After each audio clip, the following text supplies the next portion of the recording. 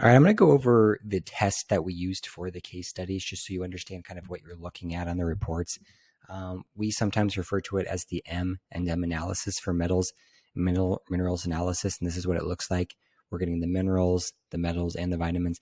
The official name is the oligo scan, and what it is, it's a tissue test.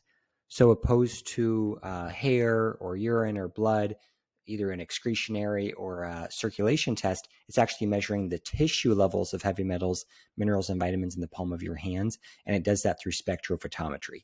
So it's basically it's shining light 4 millimeters deep into the palm of your hand and measuring the reflection of the elements there. So really nifty. It's nice because you're always going to have some level, and we'll just go here to let's show you, for example. Opposed to a traditional test, sometimes you're going to see higher levels opposed to like a blood or urine or hair. And on a blood, urine, or hair, if someone is, the sicker you are, the lower the metal content is usually going to be on those tests because your body's not actively excreting metals. That's why a lot of times you have to do a challenge test where you do do a test, do a chelating agent, another test to provoke things, and then the level rises. But on this test, you're already getting a general tissue area on the baseline initial test. So what you really want is for the metals to move one way or the other. If the metals go up, that's a great thing because it means they're coming out of organs or wherever they're hiding, and they're coming into the tissue of your hand, which is an excretion zone. So it means they're going to be leaving the bodies. And that's what you want to see on a hair test or a urine test as well. When you're detoxing, you want the levels to actually rise because that means they're being mobilized throughout the body and getting ready for excretion. If they go down, that's good as well. What you don't want is just metals to stay the same. And that just means your body's not going to do anything. So sometime on some of the tests, you're going to see the metals going down, which means you're just clearing out a lot of more of the general circulating metals and just the surface level tissue metals. When the levels go up, that's actually a deeper level detox, meaning you're pushing them out from deeply stored organs. And it's kind of interesting. And I go over my 3 kind of stages of detox video, which talks about the different levels of where toxins and metals are stored in your body on the How Detox Works video. So you can check that out. But basically you just want movement. But one key to know about this test is you're never going to get to completely zero levels because there's always a specific level of each metal that your body is going to maintain, at least in the tissue of your hand. And whether that's because your body just feels comfortable with that specific amount, or your body wants to keep it there for whatever reason, we know that the levels are never going to get to zero. And there's kind of a baseline, and sometimes the metals fluctuate and they end up kind of going back to where they started.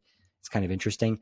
But so when you're looking at some of the case studies and you see like a 30% reduction in a metal, these are going up. But when you see them going down, you see like a 30% reduction. It's actually pretty significant because it's never going to go to zero. So just keep that in mind. On a urine test or a hair test or something else, eventually it's going to show up as zero, most likely because your body stops excreting because either you got everything else, so your body's not willing to detox anymore. On this test, you're always going to have a certain level in the tissue. So it's just a different test than the others, but provided a lot of value to us for this because we find it to be incredibly valuable looking at the tissue levels. All right. So what we're doing here, we start with the minerals, and the software allows us to compare the 2 tests side by side. So the gray, you can see the gray was the initial test, and then a month later is color. So on all the case studies, you're going to see 2 lines side by side. The top one is always going to be in gray. That's always going to be the baseline test.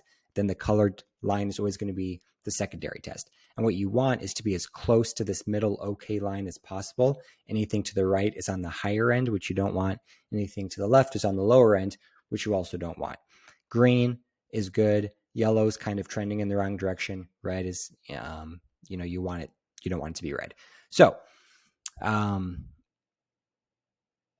to the metals. So for example, you can see I didn't explain this earlier, sorry, but the gray was the initial, and you can see on almost every single metal, the levels are popping up, meaning the body's detox pathways are opening, they're releasing metals. You'll see this a lot. Mercury doesn't always play by the same rules as the other metals because mercury does seem to be a little bit more difficult to detox. So a lot of times the body will start detoxing all these other metals, but you actually see a decrease in mercury. It doesn't mean you don't have deeply stored mercury. It just means that your body's not yet prepared to start releasing it. And then usually a month later or 2 months later, then the body starts detoxing mercury. And a lot of times they're inversely related. So sometimes the mercury goes up, all the other metals go down, or all the other metals go up, like in this case, and the mercury goes down, because the body is basically picking and choosing what it wants to detox. If it doesn't have enough energy to do it all, it'll kind of pick one. Very interesting stuff. That is one thing we learned through this process. The body is in control of detox. It's kind of going to do what it wants. Zeocharge, Fulvic Charge, and other good detox supplements basically help optimize the body's natural detox function to allow it to get the ball rolling. But if the body does not want to let go of a metal or release it from deep storage, it's just not going to do it no matter what you take. So then we see the vitamins as well. Vitamins status is one way to indicate how efficient the detox was. So a lot of times detox can be pretty stressful on the body because you're mobilizing these metals that potentially haven't been moved in a long time. And on the way out, they could potentially be causing some stress on the body, because when the metals are deeply stored in organs and fat, they're actually causing less of an immediate threat than when they're being released into circulation, because when they're in circulation on the way out, your body is going to start attacking them because they're more of an immediate threat. And that's when you get the immune response and the inflammation and the issues. When they're sequestered away, although they're potentially deteriorating the organ that they're stored in short term, it's not causing as much issue. So a lot of times the vitamins will kind of tank, minerals will get messed up as you detox because it's a stressful experience.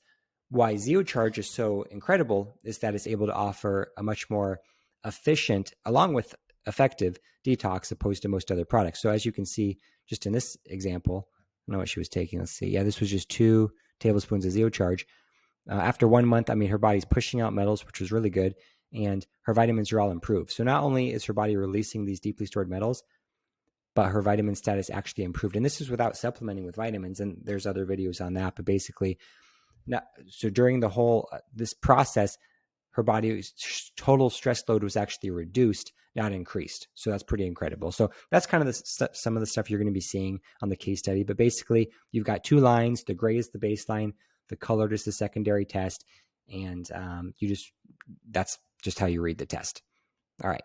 Thanks for watching.